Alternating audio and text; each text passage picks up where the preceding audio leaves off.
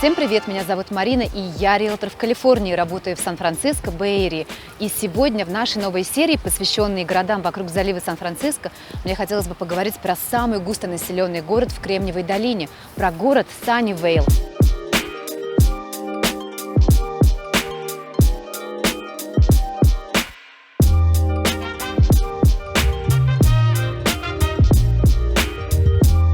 Помогут мне сегодня познакомить вас поближе с городом Михаил и Светлана Портновы.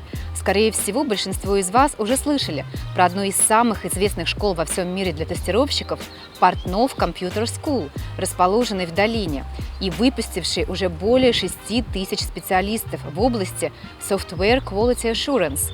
Михаил и Светлана переехали в США в 1990 году и все это время проживают именно в городах, расположенных в Силиконовой долине. И кто, как не они, смогут нас лучше познакомить не только с Саннивейл, но и поделиться с нами любимыми местами и разными полезными заметками.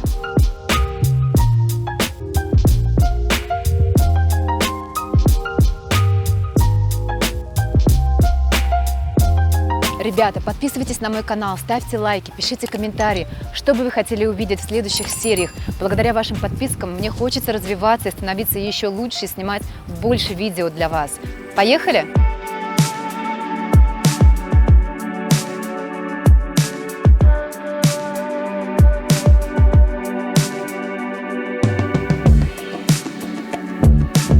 Кремниевая долина, она же более известная как Силиконовая долина, это регион вокруг южного побережья залива Сан-Франциско с интеллектуальным центром в Пало-Альто, где находится Стэнфордский университет.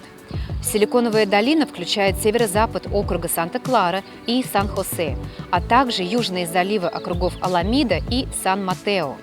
Его название происходит от плотной концентрации компаний, занимающихся электроникой и компьютерами, которые возникли здесь с середины 20 века, а кремний был основным материалом полупроводников, используемых в компьютерных схемах. Экономический акцент в Кремниевой долине теперь частично переключился с производства компьютеров на исследования, разработку и маркетинг компьютерных продуктов и программного обеспечения.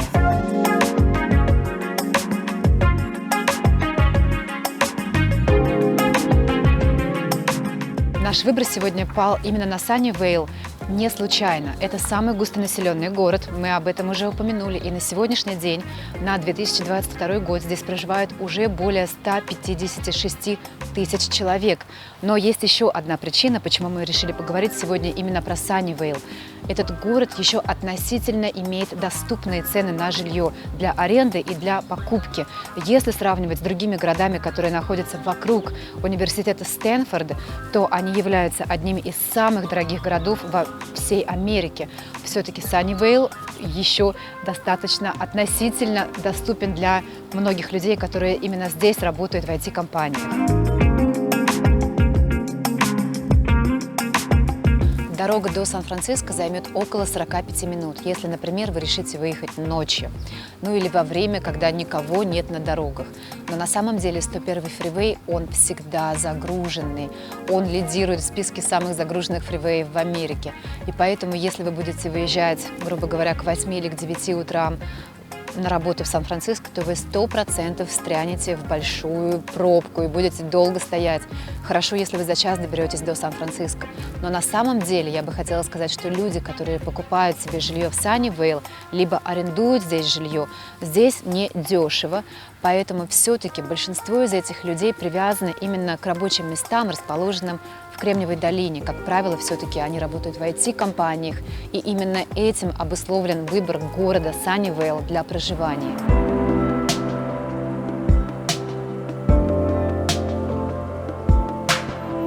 Мягкий климат Саннивейл – это мечта для каждого человека. Летом здесь не жарко, а зимой не холодно. И в рейтинге Best Places Comfort Index Саннивейл получает 9,9 балла по 10-бальной шкале в летний период. Самый жаркий месяц здесь август. Температура воздуха в среднем около 80 градусов днем. И на самом деле самые комфортные месяца – это июнь, июль и сентябрь. Но в то же время здесь совсем немного жарких дней, когда температура воздуха выше 90 градусов. Их здесь всего лишь 13 в году. Если сравнивать, например, с городами, которые находятся на Ист-Бэй, например, Волнут-Крик, или Сан-Хосе, который находится уже в Саус-Бэй, здесь таких жарких дней более 50 в году. И температура в этих городах может держаться выше 100 градусов более 2 недель. Леша, ты знаешь, где рейтинг 10 из 10? Вот где вот просто самый комфортный город для жизни? Марами. Неправда. А где? Гонолулу. Это где? На Гавайях. 10 из 10. Я думаю, почему мне там так понравилось? Вот прямо рай на земле. А что же здесь с зимой? Самый холодный месяц – это январь, и температура воздуха в среднем 41 градус по Фаренгейту днем. И в нашем рейтинге Best Places Comfort Index Саннивейл получает 7,5 баллов по 10-бальной шкале вот именно в зимний период времени.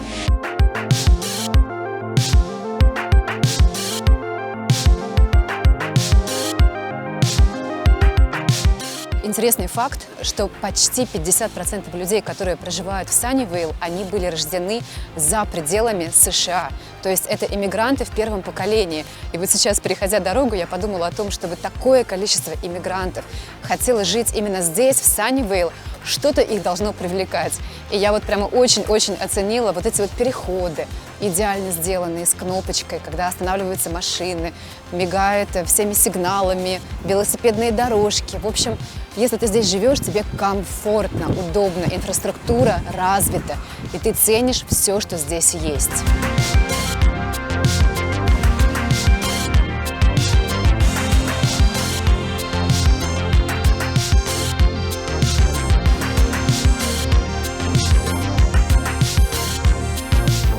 Скорее всего, если вы решили переезжать в город Саннивейл, ваша работа будет находиться где-то в пределах Кремниевой долины. Именно в Саннивейл находится более 25 офисов крупнейших компаний, которые создают 54 тысячи, даже более 54 тысяч рабочих мест в городе. И это мы не говорим про такие компании, как Google, которые находятся в соседнем городе Маунтин-Вью, но на самом деле границы между городами четкой нет. И если вы живете в Саннивейл, скорее всего, вы пешком или на своем велосипеде по трейлу добираетесь в офис своей компании.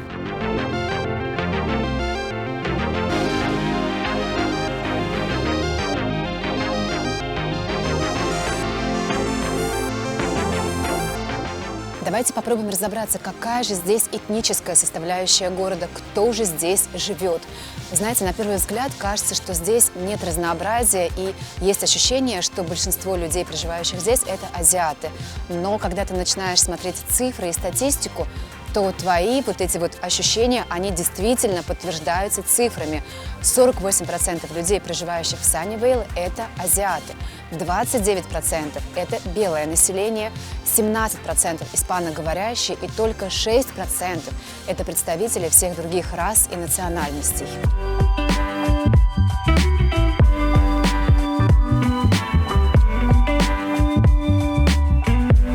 Мы с вами разобрались, что рабочих мест в Саннивейл полно. А что же здесь с развлечениями? Расположение города обеспечивает идеальный баланс. Одновременно легкий доступ к городской инфраструктуре, и в то же время город расположен на берегу залива и имеет 23 городских парка, гольф-поля, теннисные клубы, бассейны, библиотеки, арт-центры и несколько трейлов.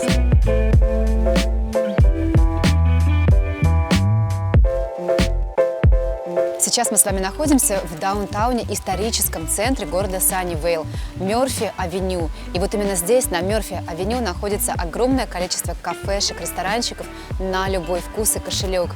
А еще мне очень нравится приходить сюда по субботам. Именно по субботам круглый год здесь проходят фермерские рынки. И я их очень люблю. Это, наверное, одно из моих таких любимых калифорнийских развлечений. Я их терпеть не могла, когда жила в России. Для меня поход с родителями на рынок – это было какое-то наказание на выходной день. А здесь свой такой специальный вайб. Ты идешь на фермерский рынок не только покупать свежие овощи и фрукты, но в то же время вот какая-то такая своя атмосферность.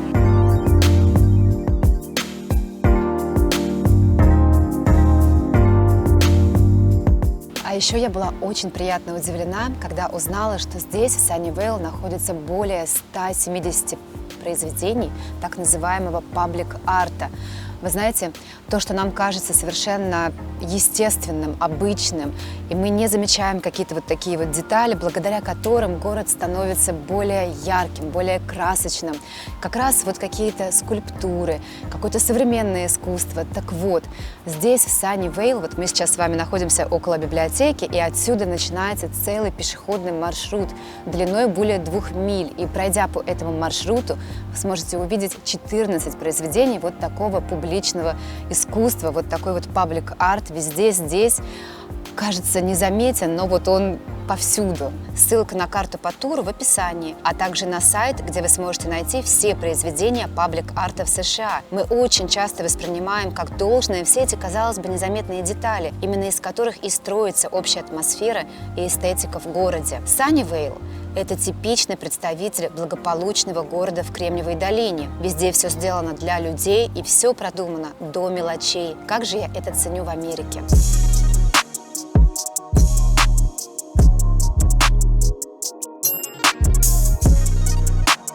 Что же с безопасностью в городе Саннивейл?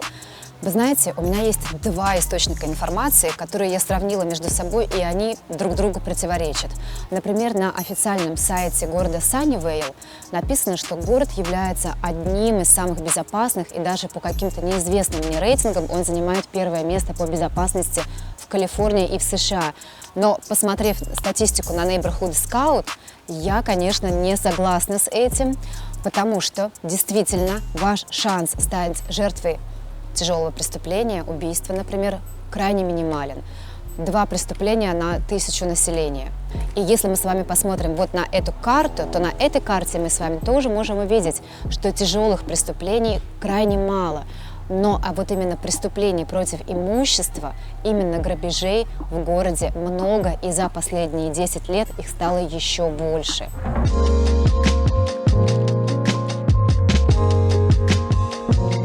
Ну что, со школами в Саннивейл тоже достаточно интересная ситуация.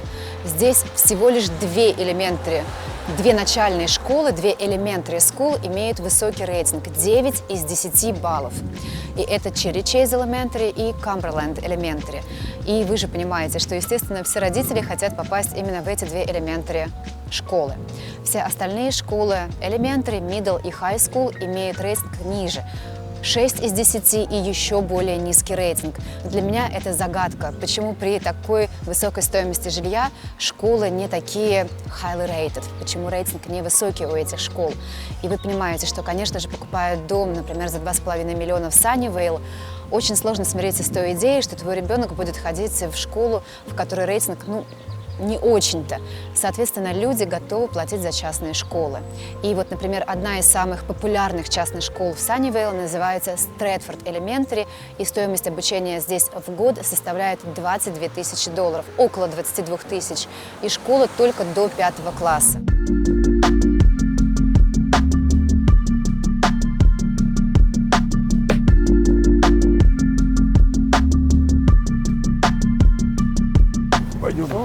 Привет. Здравствуйте, очень рада вас видеть. Здравствуйте. Здравствуйте, Михаил. Очень приятно. Я Марина. Очень рада приятно. вас видеть, нашу легенду вживую. Здравствуйте, Да. Светлана. Очень приятно познакомиться лично. Очень приятно. Ну Да. что, давайте пойдем, будем разговаривать. Пошли. Михаил, Светлана, мне очень интересно, как давно вы переехали в Силиконовую долину, в какой город и сколько вы уже живете вот именно здесь? Мы приехали в Америку в 90-м году. В 1990 году. Да. Но мы жили в очень многих местах. Первые 2 года мы жили в Сан-Франциско. Потом мы переехали в долину, мы жили в Маунтин-Вью. Потом мы жили очень много лет в Лос-Алтос. Потом мы жили в Саратоге. Потом мы снова жили в Лос-Алтосе, и сейчас мы живем в Саннивейле. То есть как бы мы, в общем, всю эту долину, можно сказать, собой общупали. Для тех, кто, может быть, не местный, это все на пятачке. То есть есть некоторая условность. Там Mountain View, Саннивейл, Пало-Алто, Лос-Алтос. Это все один пятачок. И вы, когда пересекаете вот улицу и попадаете из одного города в другой, но вот если вы знаете, каким цветом покрашены таблички, где название улиц, да, потому что каждый город там свой цвет. А так вы и не скажете, где вы.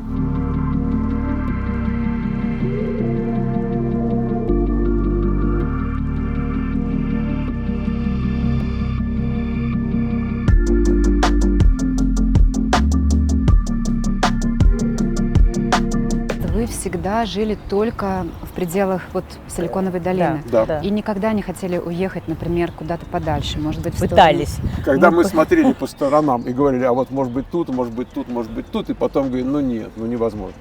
Невозможно по какой причине? Невозможно Ну уехать вот, например, отсюда, да. мы были в Аризоне зимой и сказали, ой, блин, как хорошо в Аризоне зимой. Здесь у нас все такое голое, вот пустые деревья, нет листочков, еще и пасмурно бывает. А в Аризоне зимой исключительно, да, но там же есть еще лето тоже. То есть совершенно невозможно. Конечно, главный критерий – это все-таки климатическое состояние вот этой маленького вот этого вот кусочка, где совершенно уникальный климат, вот такой Ну, средиземноморский. климат раз, тусовка, как бы общение, да, то есть очень много разного народа, работа, то есть такого второго места нет, вот по возможностям таким производственным. Третье, четвертое, это будет разнообразно в смысле этнически. Вот вы можете куда-то поехать, но вы будете там как белая ворона.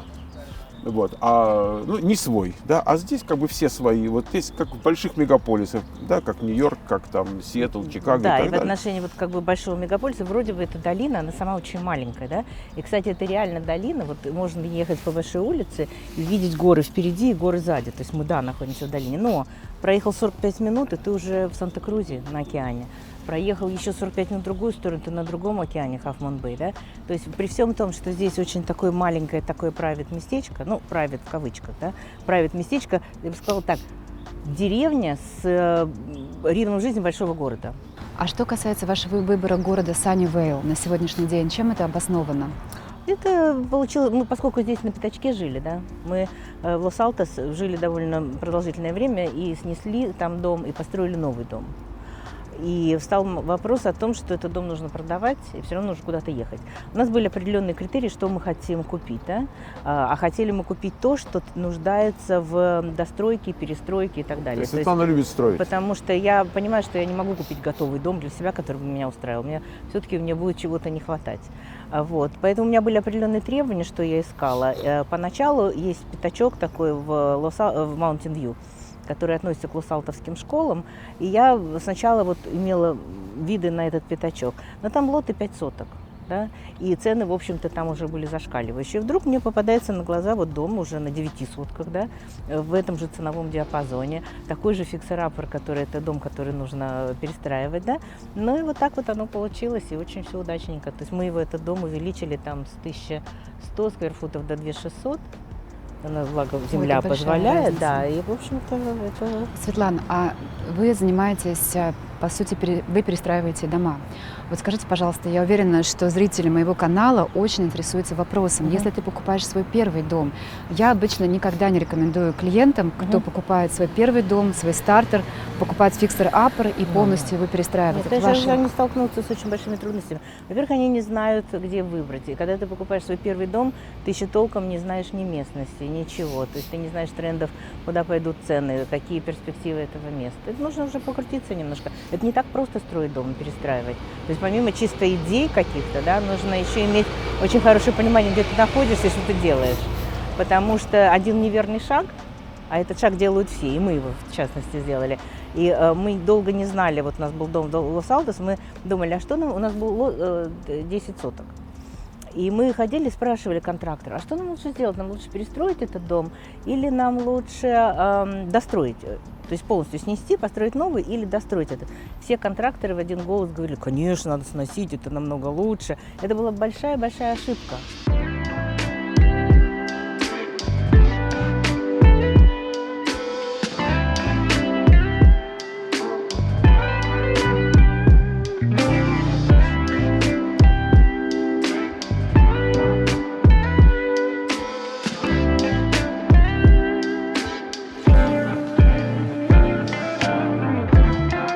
Мы уже знаем, что сейчас вы живете в Саннивейл. Мгм. Да. А нравится вам этот город? Да, да.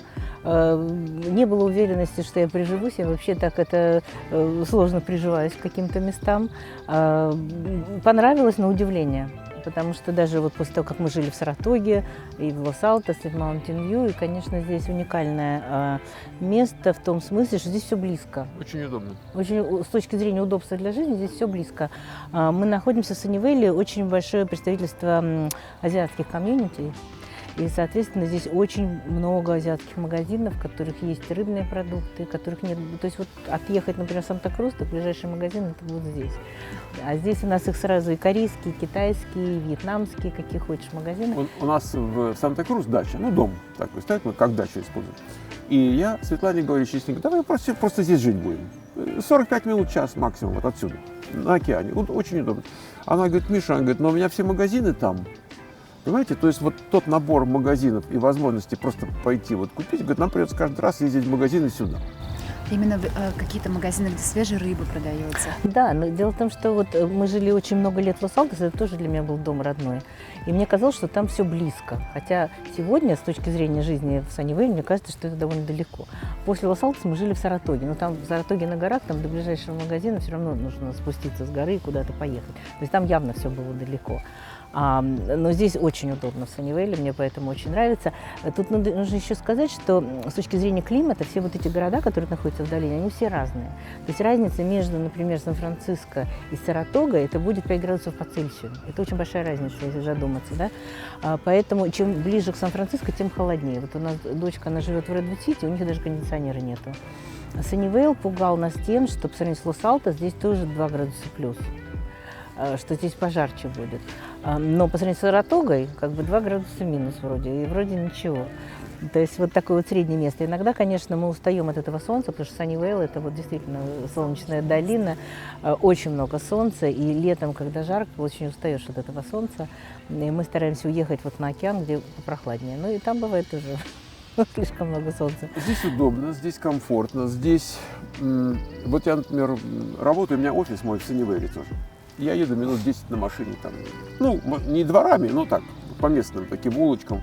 Это очень удобно, потому что я не выезжаю на хайвей, все движение такое, как бы, местечковое такое, да. И Саннивейл, в принципе, очень айтишное место. Здесь чудовищное количество компаний. То же самое и в Mountain View происходит. Вот. Но это… С одной стороны, с другой стороны, вот мы здесь находимся, это жилой такой район, где ничего такого не происходит. Тут со всех сторон, там 5 минут, 10 минут. Здесь у тебя Apple, здесь у тебя там, я не знаю, там LinkedIn, там еще что-то, со всех сторон. Но оно не навязчивое, не назойливое, оно не многоэтажное такое, что там сверху на тебя смотрят с 30-го этажа. Все такое, ну, как сказать, такое приземленное, домашнее, почти сельское. То есть вот человек, который сюда попадает издалека, да, он не и вот это Кремниевая долина. Но вот в этом же уникальность Кремниевой долины, что ты можешь жить в деревне, вот деревенские дома стоят, да, и мы проехали 5 минут, и вот тебе Apple компания, да, а с той стороны, причем Саннивейл за последний год, за то время, что вот мы живем в долине, за эти 30 лет, очень сильно стал буквально технократическим центром. То есть раньше это был Mountain View чуть-чуть, нет, это раньше начиналось с Пало-Альто все.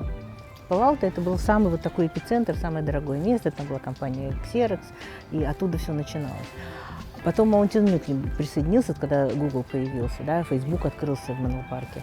Но сейчас это Саннивейл, то есть один Apple тут построил, тут 5 или 6 у них кампусов только на территории Саннивейла. Он довольно большой город по протяженности. И у них в разных местах возникают, причем большие кампусы, значит, они нанимают. Вот, очень много технического всего, поэтому… Органично, да. очень органично. И офисы компаний, и жилые районы такие спокойные, и парки, и школы, и там какие-то детские площадки. То есть очень как бы для людей такое место. У меня была смешная история. Я сдавала квартиру, и приехал мужчина с того берега. У него бизнес на том берегу остался, и он говорит: а где бы мне здесь найти место такое, чтобы снять квартиру, чтобы не платить наценку за хай-тек? Да? А я говорю: а ты не найдешь здесь такого места, потому что ты куда ни пойди, так у тебя в 2 шагах будет компания. У меня снимали люди, один из них работал в Apple, а второй в Гугле. Да, вот пара, молодой человек и девушка. Тут нет такого места, поэтому здесь жилье дорогое, здесь платят наценку даже на рент жилья, да, потому что люди хотят жить близко к работе, не ездить там откуда-то, там, электрички ходят. Но, в принципе, вы согласны с тем тезисом, что в Силиконовой долине, в Кремниевой долине жилье дорогое именно из-за того, что здесь концентрация айтишников очень большая. Люди, которые хотят себя реализовать в сфере IT, наверное, в мире больше не найдется такого места, где это можно сделать. Тут же соотношение спроса и предложения. Строить негде. строят с нефти? Значит, строят, можно сказать, мало, можно сказать, почти, практически не строят. Можно отъехать там, не знаю, час. Но, во-первых, этот час – это когда трафика нет. Когда трафик есть, это будет 2 часа. И оно не будет там вдвое дешевле, оно будет там на 20% дешевле. И вы потратите эти деньги на бензин, вы потратите это время, просто из своей жизни выкинете там 2 часа в день, чтобы туда добраться. Вот такое место. Да, вот как Манхэттен, там, допустим, в Нью-Йорке. Казалось бы, там, живи вот там и езди 2 часа в день там в конец. Кто-то готов платить больше и жить там на этом Манхэттене. То есть у нас такой вот Манхэттен. У меня была такая даже концепция в 90-е, когда все это становилось просто ужасным и невозможным. В конце 90-х все это перло. И я это назвал, происходит, что у нас эффект манхэттенизация Кремниевой долины. И что нужно какие-то города-сателлиты ставить вокруг, и такие какие-то монорельсовые дороги, чтобы там за 20 минут куда-нибудь там уехать, не знаю, там, на 100 километров, и, в общем, вот там. Потому что так нельзя. Дороги не выдерживают.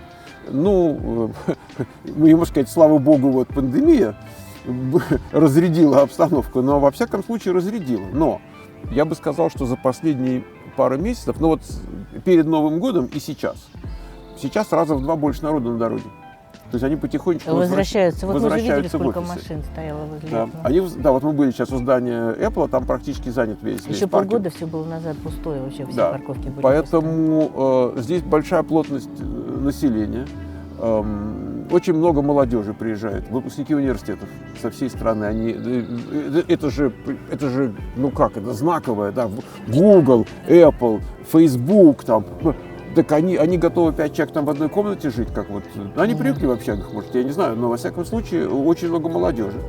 Они хотят реализовать свои идеи, они Конечно. хотят И реализоваться. это возможно, это реально. Я еще хотела один комментарий сказать по поводу съема жилья и покупки жилья здесь.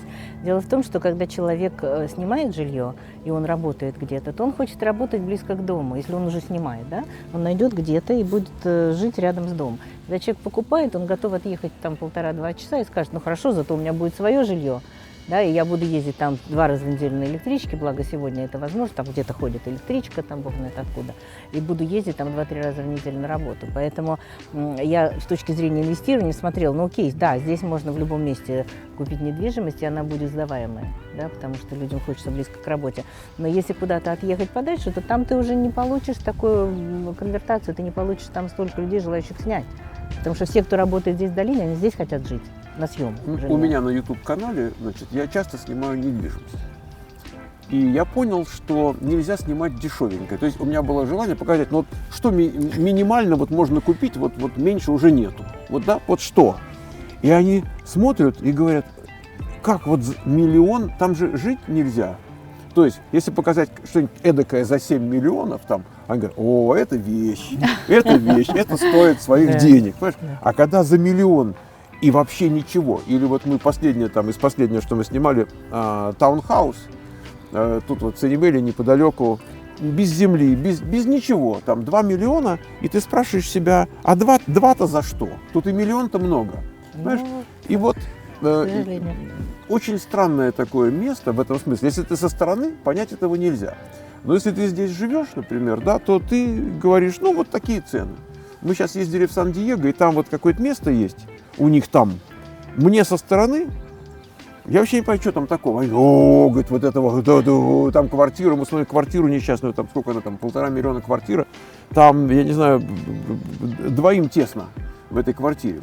И такие там... место красивое на каком-то полуострове. Место красивое, да. Но дело в том, что в квартире же клаустрофобично, это же квартира. И самое главное, поскольку я смотрю с точки зрения переделки, для меня квартира вообще это не надо про переделку. Но просто я к чему говорю, если ты не там, а со стороны смотришь, ты думаешь, за что? А за что? Но тут еще есть тонкость. Многие люди, они сравнивают, скажем, они говорят, Калифорния дорого, а говорят, там во Флориде, или там, а там в Техасе, а там. И есть такое поверье, что если дешевле, то лучше. Это же лучше купить за 300 тысяч во Флориде, чем там за 2 миллиона, и даже не такое хорошее там в Калифорнии. Но и нет понимания, они не мыслят рыночными категориями, спрос, предложение, то есть я-то уже здесь давно, да, я понимаю, что если оно стоит в 10 раз дешевле, то, наверное, есть причина, значит, не дают столько, да, а если здесь дают, значит, тоже есть причина. здесь есть вещи такие, что вот ты здесь живешь, и ты говоришь, я хочу жить здесь, я хочу жить вот в этом месте, я хочу зарабатывать вот столько, я хочу ходить вот в Google, там, не знаю, Facebook, там, и не обязательно, может быть, стартап какой-то или что-то. Вот, и вот надо здесь быть. Как думаете, совершенно случайно подумала о том, что, наверное, здесь люди, которые живут, они тоже другие, они более амбициозные. И есть такое или все-таки нет? Более амбициозные, мне кажется, у них пока денег нет. Вот они прибегают. Я же занимаюсь, вот у меня партнер в компьютер-скул, да, вот мы людей переучиваем на какую-то профессию так, чтобы быстро и хорошие деньги получать. Там это, ну, может быть, не столько, сколько там программист этот тест получает, но это быстро. И это достойно, так, вполне нормальные деньги. И я бы не назвал их в основном амбициозными. Амбициозно, вот он приезжает, он хочет какой-то стартап, он хочет какой-то там юникорн там, на миллиард. Вот они амбициозны. Нормальные люди, обычные люди нормальные, хотят хорошо зарабатывать. Так? А если у тебя, допустим, вот даже простая ситуация, вот у меня много таких студентов, муж и жена.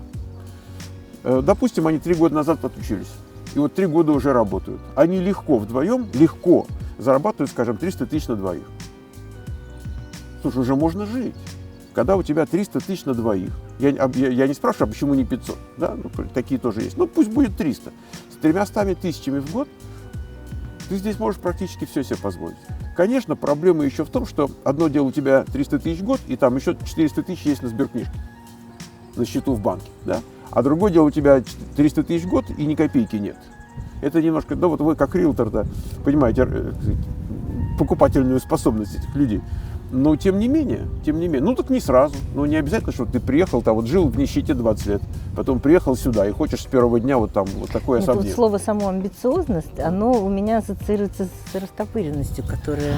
Нет, знаете, я, наверное, не столько целеустремленный человек, который хочет реализоваться. Я бы сказала лучшей так, жизни. знаете, что люди, те, которые сюда попадают из России, это не те, которые сидят там на диване и думают, эх, вот мне бы сейчас как поеду, и дальше не двигаться с дивана.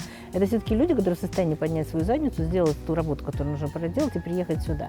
То есть это немножко отобранный контингент. И вот это нормальные люди, которые здесь хорошо устраиваются и двигаются. То есть у них есть какой-то моторчик внутри, который позволяет им все-таки встать с этого дивана и проделать какую-то работу. В целом получается такая история, что технологии, с одной стороны, они сами по себе усложняются. И люди, которые занимаются технологиями, должны знать больше и больше и больше и так далее. С другой стороны, за счет их работы упрощается жизнь всех остальных. И получается, что не нужно напрягаться там, где раньше надо было напрягаться, зачастую. Какие-то люди вообще роботами там замещаются и так далее. Получается, что процент людей, которые соображают, уменьшается. Население растет, а потребность в соображающих, в общем-то, я не хочу сказать снижается, но в процентном отношении снижается. И получается такая вещь, что люди, которые в состоянии, скажем, учиться, напряженно учиться, пахать, здесь очень многие работают не по 8 часов в день, а больше. Вот. Но они получают не только зарплату, там, может быть, акциями там, и возможностями всякими и так далее. То есть вот людей не то чтобы амбициозных, но какого-то уровня развития мозгов и трудолюбия в процентном отношении это количество сокращается. Вот. А дальше есть много-много людей, которые просто не напрягаются. Они, может быть, столько не имеют, но не напрягаются. И их устраивает. Там пицца есть, чипсы есть, там телевизоры есть, пиво есть. Сколько нужно, чтобы это все иметь? Да нисколько. И мы это видим среди американцев, которые уже тут не первое поколение. Собственно, а чего им ломаться? У них и так все есть. Вот предел мечтаний. Те, которые мигранты, вот они приехали, у нас было $400. Это совсем не ничто, даже 30 лет назад. И, конечно, а куда деваться? Надо крутиться, да. А если у тебя есть на пиво, на телевизор, на диван какой-то в комнате, в квартире у родителей или в доме у родителей. Да, так а что тебе еще надо? Еще мама Да. постирает и накормит. То есть люди, которые живут вокруг, это другие люди, чем, допустим, в каком-то месте, где все в 10 раз дешевле, потому что они по-другому там зарабатывают, там, где в 10 раз дешевле. То есть там просто другой мир. И здесь не каждого устроит. Скажем, если ты мебель перевозишь или трак водишь, тебе нет смысла здесь жить. Ты можешь поехать в Сакраменто, ты можешь поехать куда-нибудь там в Северную Флориду, где вообще там за бесценок, там за 150 тысяч можно дом купить новый там, и так далее. И, пожалуйста, води трак там. Зачем тебе здесь, понимаешь?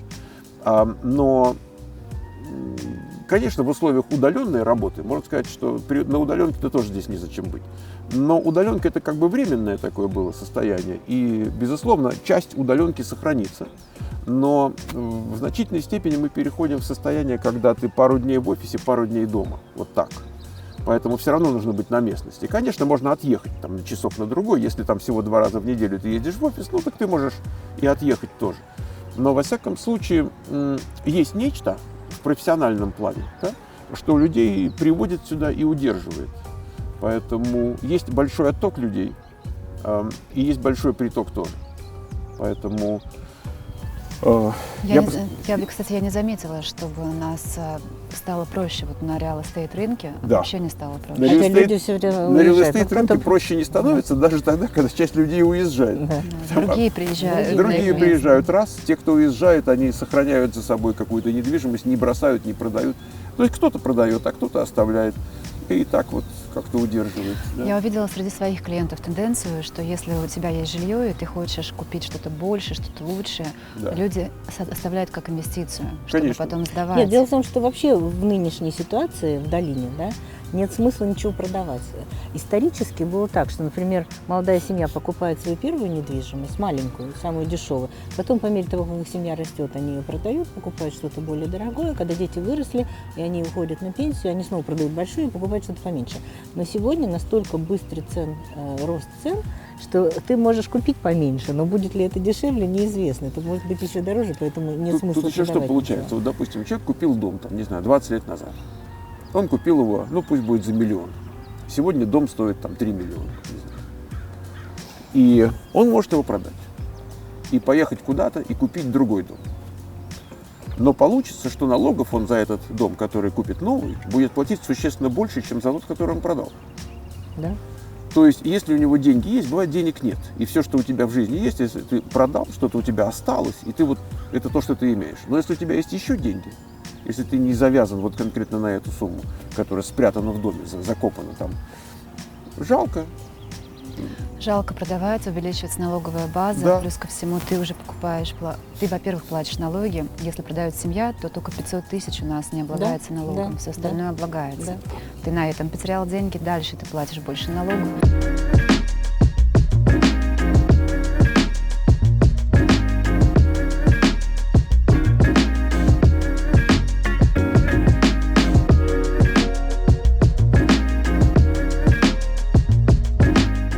Хочу узнать у вас, где ваши самые любимые места в Саннивейл или, может быть, где-то в Кремниевой долине, в других городах? Есть какие-то трейлы, какие-то парки? Где вы любите проводить время? Ну, надо сказать, что возможности здесь просто фантастические. Другое дело, что каждый человек, он что-то ему больше нравится, что-то меньше. Значит, во-первых, тут есть, ну вот трейлы, вы упомянули, да, тут такие довольно закрытые. Вот так вроде смотришь город, потом раз на этот трейл, и вроде и ни города, ничего нет, а вот Там какой-то где-то трейл, через туннель какая-то, под хайвеем где-то. да, дикая природа какая-то. Вот из таких трейлов много. Я не могу сказать, что это специфический Саннивейл, они всюду. Вы можете там 3 часа идти, там 5 городов пройти за это Есть время. вот это вот Стивенс Крик трейл, он из Купертино идет в Маунтин-Вью. Да, теперь дальше есть что? Есть залив. И залив — это как бы заказник такой, да, там утки какие-то, цапли, там есть такое более цивилизованное, где можно на лодочке покататься, и там очень много тоже трейлов. И вот мы в какое-то время мы любили там походить. Вот. Сейчас тоже бывает, но реже. Очень много парков. Одно из любимейших наших занятий — это вот выйти и пойти по улице, вот как тут. Вот, да, вот такая улочка, как у нас за спиной, и вот такой парк, как, в котором мы сидим. Дело в И том, что это все один парк. Вот ну, просто как вот бы. Весь город это парк. Весь город это парк. Когда наши зрители смотрят, они говорят: да вы же живете в парке, куда еще ходить? Ну, вот это и удобно, что ты вышел из дома. Наши зрители очень любят, когда мы ходим вот и снимаем. Я так вот беру вот камеру, да, у меня камера, вот, и пошел. Батарейка в кармане запасная. Мы это называем бродилки. У нас есть бродилки океанские, там где-то на океане, а есть бродилки вот городские. И вот мы ходим, бродим. И даже я вот когда снимаю в машине, мне говорят: не снимайте на себя, говорят, на улицу снимайте. То есть вот это все вокруг, оно очень красиво. Поэтому мы любим бродить. Вот мы можем пойти, у нас есть маршруты нахоженные, где мы так уже почти как вслепую ходим. Вот. А бывает, просто идешь куда-то, так примерно ориентируешься. Здесь, я бы сказал так, не прямо в городе может быть, но если отъехать от там, 15 минут до 30, вы идете в настоящий секвоевый лес. Вот здесь тоже стоят тут много секвой, а там прямо секвоевые леса с тропами, там, с пересеченной местностью. И там заходишь, там написано, вот по этой тропе пойдешь, это 3 мили, вот по этой тропе пойдешь, это 5 миль. Там с туалетом там будет у вас все это. Поэтому здесь именно погулять просто какие-то невероятные возможности.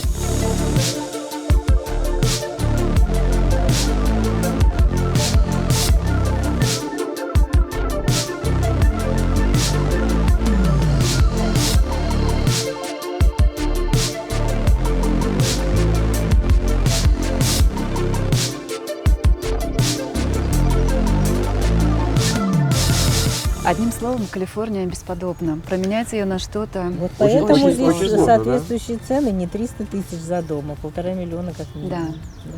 И когда вот я слышу, знаете, такие спекулятивные есть разговоры, что люди из Калифорнии бегут там, и так далее. Есть другая статистика, то есть когда смотрят, а кто именно, какого плана люди там, и так далее. Значит, в основном люди, которые уезжают из Калифорнии, это люди, которые приехали когда-то в Калифорнию. Это не те, кто здесь родился, вырос и так далее. Сюда очень большой приток людей мы знаем, из Индии, да, там по рабочим визам, из Латинской Америки и так далее. Из Китая приезжают. Из Китая приезжают. То есть Калифорния такой портал, куда люди собираются. Да, и Лос-Анджелес какой мощный, Очень да, многие и люди, которые Кремниевая долина. родились здесь и когда-то уехали, они теперь стонут, они финансово не могут себе позволить вернуться сюда. И они говорят, как же так? Вот эти иммигранты понаехали, понакупали, а мы, коренные, не имеем возможности. На То что же мы им самое- отвечаем, ребята, так надо впахивать, не сидеть на диване, То да? же самое в Да, Нью-Йорке. слюни То пускать, же самое а в Нью-Йорке. работать Люди, надо, да. которые там родились, выросли, очень многие не в состоянии там выживать. Просто дорого В Калифорнии становится. нужно впахивать, Впахивать. нужно работать. О, да, о, да. Впахивать раз, работать два, но все-таки желательно иметь какое-то образование, профессию. Сейчас, кстати, совершенно не обязательно быть там инженером или там каким-то айтишником или что-то. Сегодня люди, которые уровня техников, да, зарабатывают не хуже любого инженера. То есть люди, которые работают в строительстве, люди, которые работают там, допустим, по ремонту, по обслуживанию, по установке, там, О, да. тех же. Сегодня квалифицированный рабочий зарабатывает не хуже инженера. То есть, Это может быть, он правда. не получит какие-то stock-options, там, как в Гугле или в Фейсбуке, и не станет мультимиллионером за счет того, что он просто получал акции, пока работал. Наверное, этого у него нет. Но зарабатывать там свои 100, 150, 200 и больше, если он становится предпринимателем. Да, сначала он сам крышу кладет, а потом он кого-то поднанял, потом еще поднанял. Он может... Здесь есть на это возможности. Это вот место, где есть возможность. Если ты что-то умеешь делать руками, во-первых, ты можешь Ну, это во добиться... всей Америке Да. такие Во всей возможности, Америке. да, это- Я уверена. Просто так интересно, что в России, например, этих возможностей я не помню для А себя. рукастых вроде много.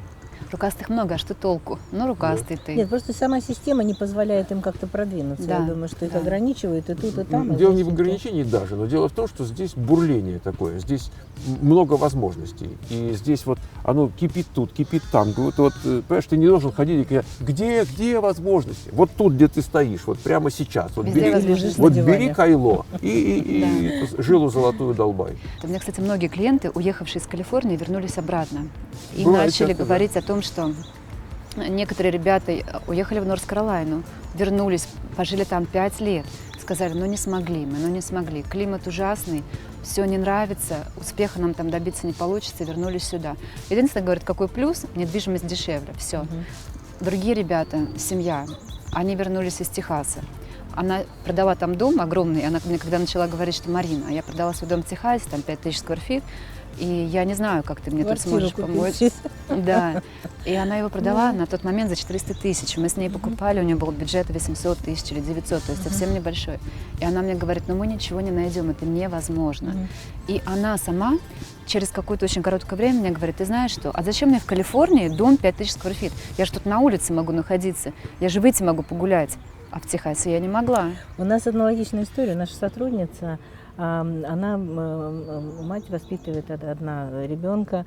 Конечно, ей очень тяжело, и она работала в компании, которая переехала в Тексас. И она с удовольствием приняла оффер на релокейшн, уехала в Тексас. Буквально через полгода она купила новый дом, 3000 сквер-футов. Такое шато такое. Шато с на 2 этажа колонны, все. После этого она приезжала в командировке сюда, в компанию, и говорит, боже, это какой-то кошмар. Я там уборщица в этом доме, 3000 скверфутов. Все это убрать, бэк-ярд убрать, на бэк-ярд выйти нельзя. 10 соток лот, но выйти туда нельзя. Там ползучие всякие змееобразные, летучие, ползучие, которые заползают всюду, в гараж Кончилось заползают. тем, что она продала. Она продала этот дом, она вернулась, так говорит, мне бы хоть квартиру купить. И она купила довольно неплохую квартиру. Таунхаус.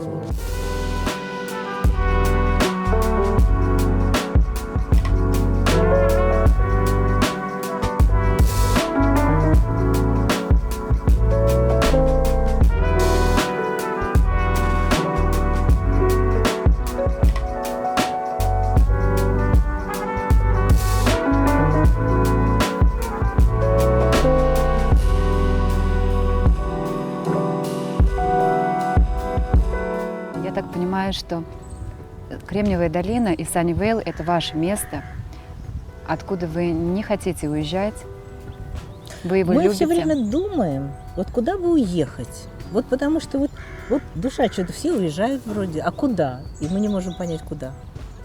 Ну, не то, что все, но люди, которые ближе к пенсии, там на пенсию выходят, они зачастую куда-то движутся. Кто-то к детям.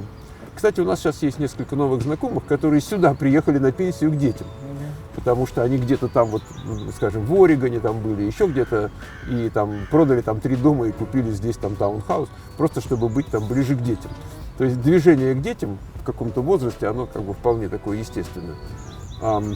Кто-то уезжает, ну, опять вот, допустим, он бы жил здесь, но поскольку у него много денег в доме, и вынуть их никак нельзя. Поэтому они продают этот дом тут, уезжают куда-то, там миллион остался на руках. То есть такое движение тоже есть. Ну Вот. и люди в такой ситуации, они готовы мириться с теми недостатками, Да, которые и мы там смотрим есть, по да. сторонам, думаем, а что вот это как-то вот многие уезжают, думаем, а мы тут чего, вот мы тут. И дальше получается, что ну, как-то нет стимула никуда поехать. То есть мы смотрим туда, смотрим Нет, сюда. говорят, эх, поедем, а куда? Вот мы смотрим, мы хотим здесь жить, да нет. Ну, а как нам все это бросить? Это Я вам всё расскажу души. такой анекдотец, Сложно. как мужик звонит так брокеру и говорит, вот акции там ABC, там почем? Он говорит, $1. Он говорит, на 100 тысяч покупаем. Звонит на следующий день и говорит, вот эти ABC, что вчера брали, почем? Он говорит, по $2. Говорит, еще на 100 тысяч покупаем. Звонит на следующий день, говорит, ABC, вот то, что мы брали, почем? Говорит, $5. Он говорит, продаем. Он говорит, а кому? Господи. А кому? Вот. И вот то же самое у нас. Вот вроде говорю, продаем, да, а что? Да. Вот, да, такая вот грустная нота, что придется нам жить в Калифорнии. Да, экспериментальным А путем мы-то как счастливы, что вы рядом с нами. установлено, что ехать некуда. Ехать некуда, да. Да. Так что остаемся. Вы должны здесь остаться. Иначе без вас Калифорния, правда, опустеет. Вы же Да здесь ладно. сделали... Вот, Света, Но вы вот. сделали очень большое дело здесь, Вот. правда. Я вам скажу, что мои очень многие знакомые через школу Михаила проходили, получали обучение. И некоторые девочки, кстати, самое интересное, что девочки, Девочки в основном, да. в основном, да, Мгм. они добились очень большого успеха, они получают очень хорошие зарплаты. Светлана, Михаил, спасибо вам огромное, что вы Не, согласились поучаствовать в интервью С и удовольствием. дали столько полезной информации. С нашим удовольствием. Да. Спасибо вам огромное и до встречи. Хорошо. До встречи. всё. До встречи. Пока. Пока.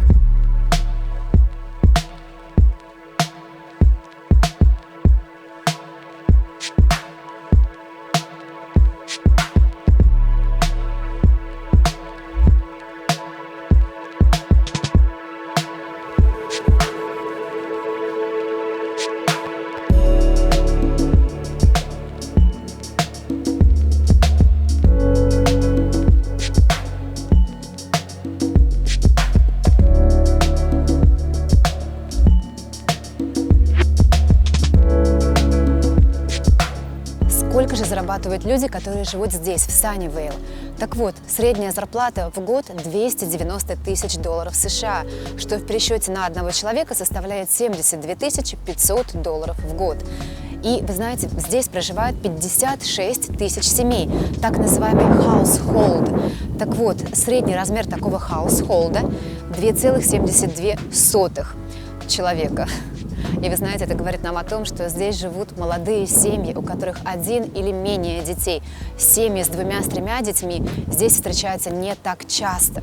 И нам это говорит о том, что люди приезжают в Саннивейл, а здесь, наверное, они женятся, заводят семьи, а вот когда у тебя уже 2 детей и больше, тебе уже хочется уехать куда-то, где более дешевое жилье, потому что здесь живет очень много арендующих жилье.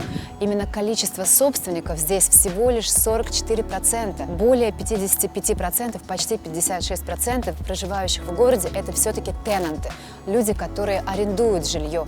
И это понятно, потому что средняя стоимость своего собственного дома по итогам мая 2022 года составила 2,5 миллиона. И это небольшой дом, который вот находится здесь, в Саннивейл. Стоимость кондо составила около $800 тысяч. И стоимость своего таунхауса – $1 300 000. Что же здесь с арендой? Стоимость аренды составляет чуть более $4000 в месяц. Это, как правило, 2-бедрумные апартаменты. И тоже интересный факт. Именно апартаментов, именно комплексов апартаментов в Саннивейле находится большинство. Это 36% от общего жилья. И также около 10% от общего жилого фонда составляют апартмент-комплексы небольшого размера. 2, 3 или 4 юнита. То есть такие вот маленькие комплексы апартаментов, которые лендлорд вам по одному юниту будет сдавать. А вот именно своих домов, вот именно single family residence всего лишь 38% от общего фонда жилья. То есть вот это вот одноэтажная Америка, где 100% от общего фонда жилого составляют такие вот маленькие одноэтажные дома, это вообще не про Саннивейл. В Саннивейл мы с вами видим микс крутых современных домов, крутой инфраструктуры, опять же, суперсовременной и все то, что сделано для людей.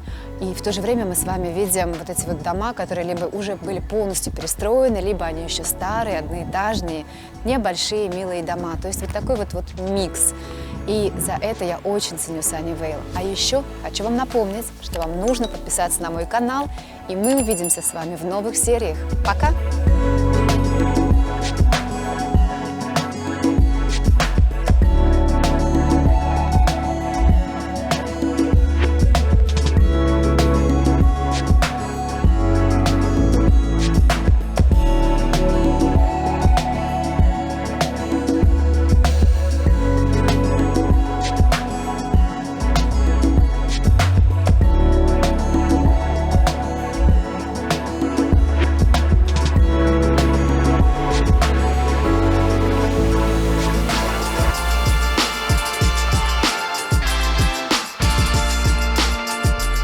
Надеюсь увидеться с вами скоро. Пока-пока!